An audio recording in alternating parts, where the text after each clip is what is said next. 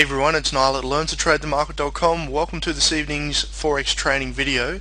Now this video is going to show you how I trade the pin bar reversal 50% entry within a trading range. Now you're not going to get the full scope of what this setup entails. I leave that for the premium members, but I do want to give you a little bit of a taste test as to what kind of strategies we teach at Learn to Trade the Market. The purest form of trading is price action trading.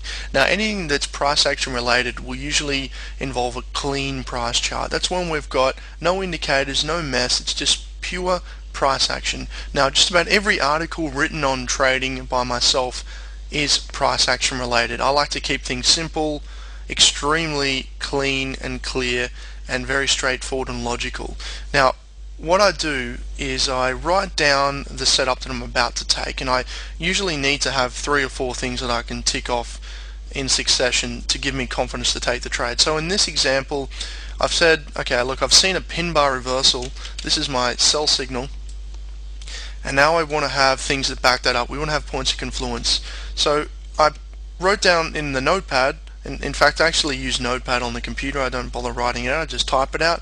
We've got a horizontal resistance point, so that's confirmation 1. We've already had previous attempts at that level, so there's 1 point of confluence.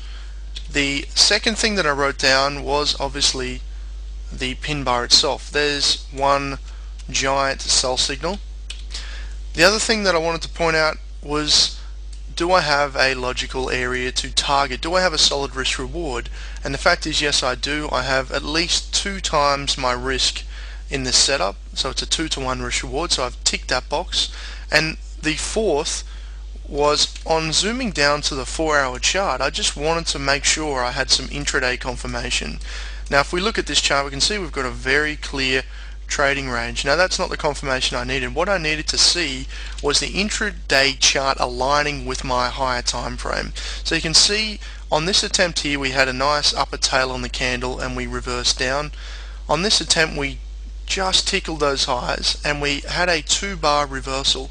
There was also an inside bar. Now I'm not going to explain that all here, I go into it in depth later on in the course, but I want to show you how to read the chart just as it is. You can see we've had a strong reversal here and we've also had a strong reversal here. So it's telling me this level is extremely valid, and we've got intraday confirmation now with this short-term downtrend that's going on. Now there's several ways we could have entered to go short. If we go back to that daily chart, one of the ways I like to trade is simply the 50% retracement of the day's range. So if we had the pin bar here, this one right here, I just go somewhere in the middle, I place a sell limit, so that would be somewhere through here, then I place the stop loss above the high, and then I apply a 2-to-1 minimum risk reward, so that's somewhere back down here. This would be the target. So for example, we might risk 100 pips to make 200 pips. That's a 2-to-1 risk reward. Now the other way, of course, that we can trade is off the 4-hour chart, and in this example we've actually hit that resistance at 64.68, confirmed a 2-bar reversal, was also an inside bar. We move down, we've now formed more inside bars here. This is consolidation and then continuation. So consolidation and then continuation, and that's how we read that intraday price action.